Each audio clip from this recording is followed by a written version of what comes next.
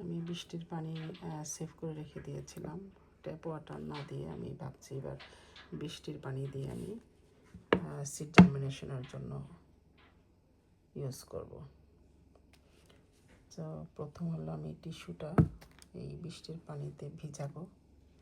ভিজানোর পরে অনেকেই বীজ আসলে কয়েক ঘন্টা ইয়েতে রেখে দেন, কী বলে, পানিতে রেখে দেন। তো আমার অত সময় নাই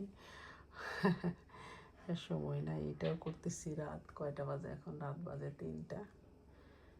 সেহরি খাওয়ার সময় হয়ে গেছে। ভাবলাম সেহরি খাওয়ার প্রতিদিনই ভুলে যাই করার জন্য। সো এর নাম হলো বাঁশ লাউ। এই লাউগুলো আসলে লম্বা, অনেক লম্বা হয়, তো এই জন্য আমি জানি না এটার অরিজিনাল নাম কি, বাট আমরা বাঙালিরা নাম দিয়েছি বাঁশ লাউ, বিকজ এটা অনেক লম্বা হয়, বাঁশের মতো চিকন লম্বা হয়, দেখতে অনেক সুন্দর লাগে, খেতে অত খারাপ না, ভালোই লাগে। তো এই যে এখানে আমার লাস্ট ইয়ার থেকে কয়টা সিড আমি সেভ করে রেখে দিছিলাম, 6টা সিড। হ্যাঁ, তো 6টা সিড এই যে এখন আমি এটাতে বৃষ্টির পানি দিয়ে দেওয়া হয়ে গেল, টিস্যু দিয়ে বৃষ্টির পানি দিয়ে টিস্যুটা ভিজানো হয়ে গেল। তো আমি কি করব, এটা ডাইরেক্ট একদম কোনো ভিজাভিজি নাই, একদম ডাইরেক্ট আমি একদম টিস্যুতে দিয়ে দেবো, ইনশাল্লাহ কাজ করবে। কারণ আমি প্রতি বছরই এইভাবে করি, আমি বিভিন্নভাবেই করি, এইভাবে করলেও সিড জার্মিনেশন হয়, মাশাল্লাহ ভালোই হয়, খারাপ হয় না।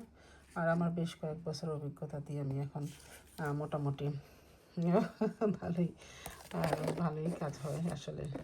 হ্যাঁ, অনেক বলে না যে থিওরিটিক্যালের চেয়ে প্র্যাকটিক্যাল, যখন তুমি কোনো কিছু করবা তখন আসলে থিওরির চেয়ে প্র্যাকটিক্যাল ইয়েটাই, মানে কাজটাই বেশি ভালো হয়, কারণ ওটা হাতে কলমে শেখা হয়। আর থিওরি তো বইয়ে পড়ি, বই তো কত কিছু লেখা থাকে, কিন্তু বাস্তবে আসলে অনেক কিছু এটার সাথে মিল থাকে না। কিছু তো পাওয়া যায়, একদম যে থাকে না তা না, বেসিক জিনিসটা তো পাওয়া যায় থিওরিতে। যাই হোক, আজকে রেখে দিলাম। আজকে তারিখ হলো কত?